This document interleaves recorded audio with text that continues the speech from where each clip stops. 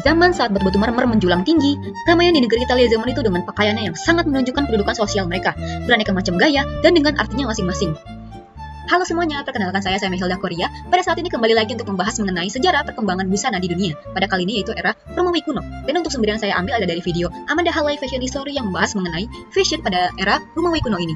Oke, baik, langsung aja. Yang pertama itu ada bentuk dasar dari pakaian Romawi kuno, ada kutang dengan bukaan di bagian leher, dan juga ada bungkus yang banyak sekali terlihat pada gambar-gambar di pakaian Romawi kuno. Tunik dipakai oleh orang Romawi kuno baik oleh laki-laki sebagai bawahannya dari toga, dan juga untuk perempuan di bawah penggunaan stola yang mereka kenakan.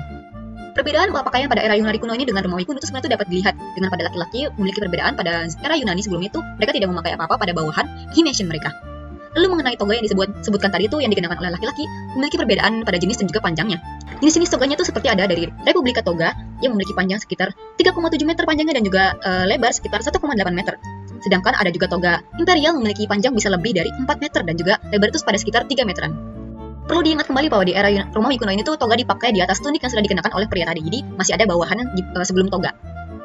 Dan juga toga itu hanya benar-benar boleh hanya dipakai oleh seorang Romawi asli pada zaman itu.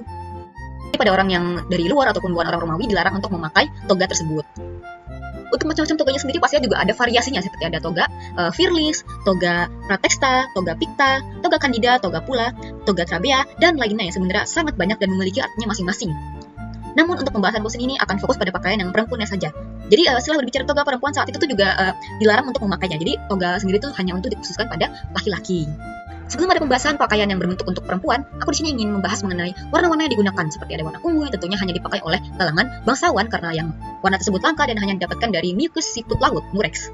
Warna-warna lainnya seperti ada warna putih, biru, kuning, merah, hijau, orange, bahkan ada warna juga gelap abu-abu menuju hitam.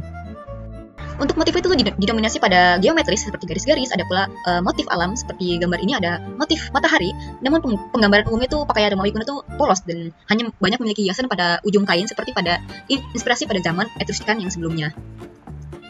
Balik pada pakaian untuk perempuan. Pada pakaian perempuan saat itu tuh memiliki banyak lapisan, mulai dari tunika intimate yang dipakai sebelum stola, itu di atasnya memakai palia semacam jubah luaran yang diikatkan pada bagian pinggang. Untuk bahan dasarnya seperti ada linen, wool, dan wool ini untuk musim dingin, ada pula sutra, namun itu hanya dipakai untuk pasti kalangan orang-orang kaya. Untuk gaya rambut pada perempuan ada berbagai macam, seperti ada salah satunya gaya titulus berbentuk rapi di bagian belakang, chevron rambut yang ditata berirama, dan flavian seperti menggunung pada bagian depan mukanya. Selanjutnya ada perhiasan. Pada kepala perempuan seperti ada penggunaan bando, hiasan mirip seperti mahkota, dengan bentuk dedaunan seperti pada era Yunani kuno. Manik-manik dan juga penutup kepala yang terlihat seperti kain juga. Perempuan pada zaman Romawi kuno itu memang sangat stylish dengan tampilan mereka, mulai dari kepalanya ini terutama. Hiasan lainnya seperti ada anting, kalung, gelang yang terlihat seperti ada dari mutiara, maupun ada yang terbuat juga dari emas.